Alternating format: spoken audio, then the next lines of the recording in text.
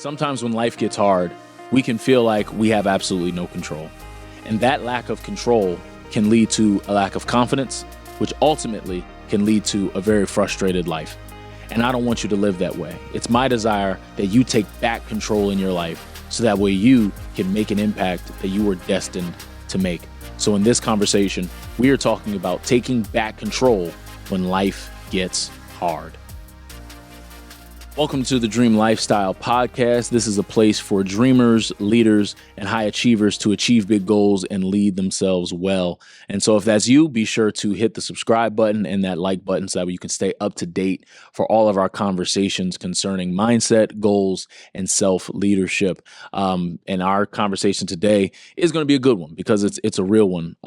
We're talking about taking back control when your life feels hard.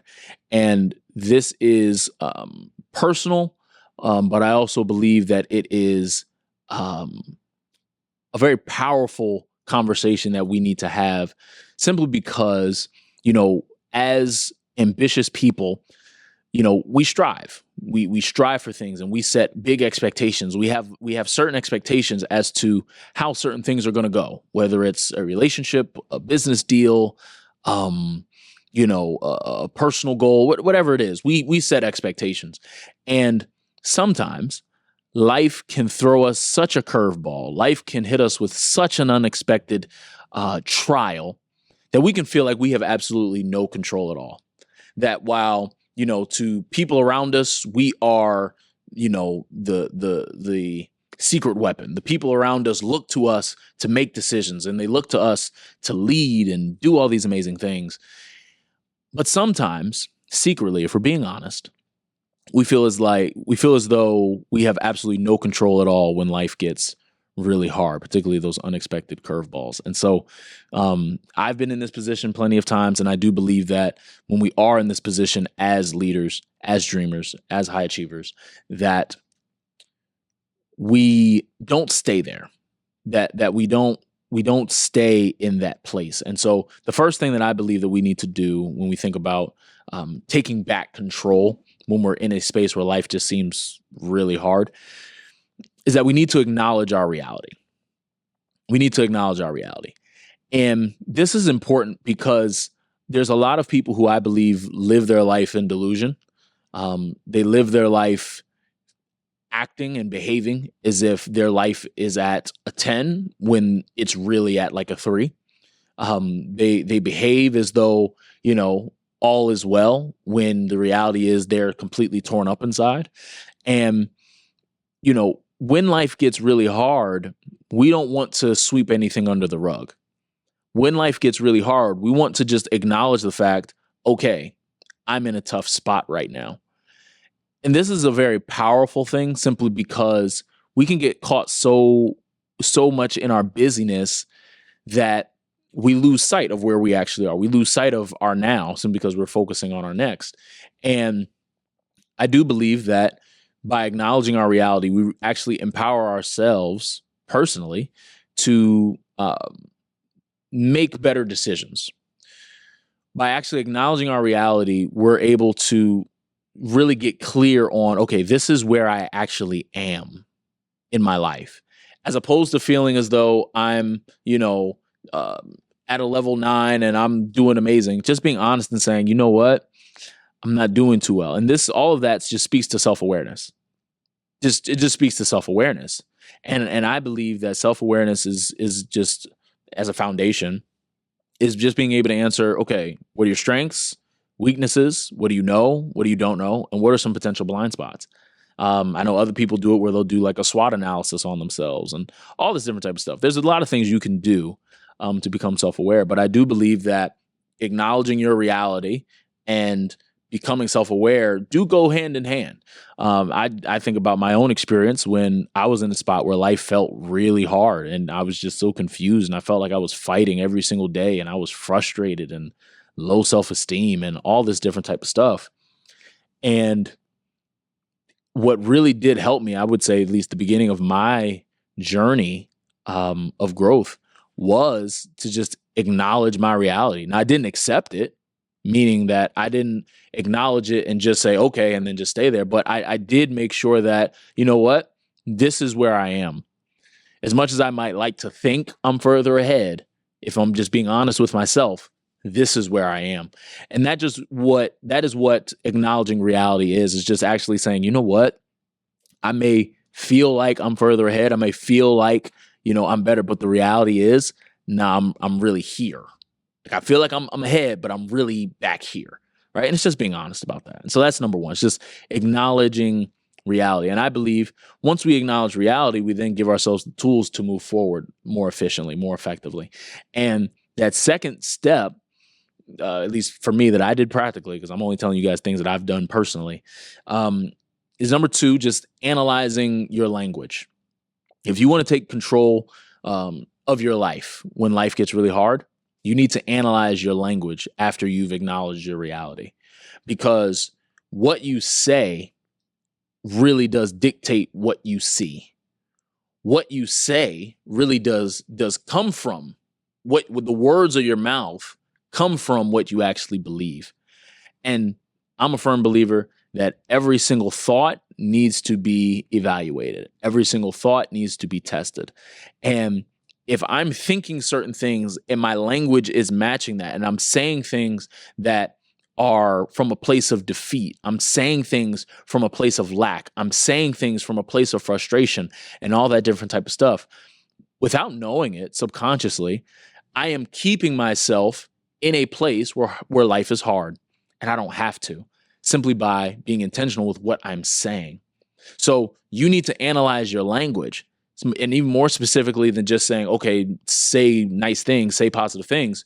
You need to analyze your language to see if there's any blame game in there, meaning that at no point in any conversation are you talking about what you didn't do or what didn't happen for you because of what somebody else did or did not do.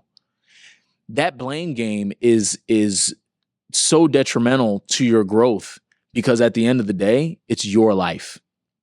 It's your life. All of us here on this earth make decisions the way in which we want to. So to say that you didn't have an opportunity because of what somebody else did or didn't do, or to say that you're not at a certain level because of what somebody else did or didn't do, is just another form of living in delusion and not acknowledging your reality. Because every decision you made.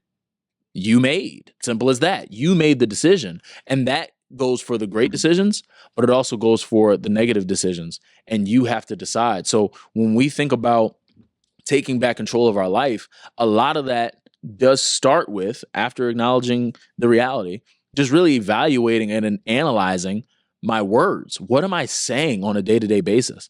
And not just what am I saying to other people in terms of blame game stuff, but also what am I saying to myself about me? Because that matters a lot. And that'd probably be a whole nother podcast episode. But when you think about just analyzing your language, you want to make sure that your language aligns with your future. You want to make sure that everything that you're saying, even while life is hard, still aligns with what you're in expectation for. And yes, that's going to be hard, but that's real faith. Yes, it's going to be hard, but that's when you really get to put on your big boy pants, your big girl pants, and you simply say, even though my life is hard right now, I'm still going for that life of impact that I know I'm destined for. I'm still going for that dream that is in my heart, because I want control over my life. So I'm going to speak. I'm going to say things that are positive and in alignment with that future. So that second thing is, I need to analyze my language. I need to make sure I'm not saying anything that's in the blame game realm, but I also need to make sure that I'm evaluating and analyzing my language to others, as well as what I'm saying to me about me. And then lastly, number three, once you acknowledge reality, once you analyze your language, you need to act intentionally. You need to act intentionally. Now, this simply means if you need to get help, get help. If you need to get a counselor, go get a counselor. Get a therapist, go get a therapist. If you need to go talk to your pastor, go talk to your pastor. But if you need to read your Bible more, if you need to reestablish your habits, you do whatever you need to do, but you make sure that you act intentionally. Because once you have a clear picture of, okay, this is my reality, this is what I'm really up against, this is what I'm believing for, right? I know where I want to go, but I also know where I am.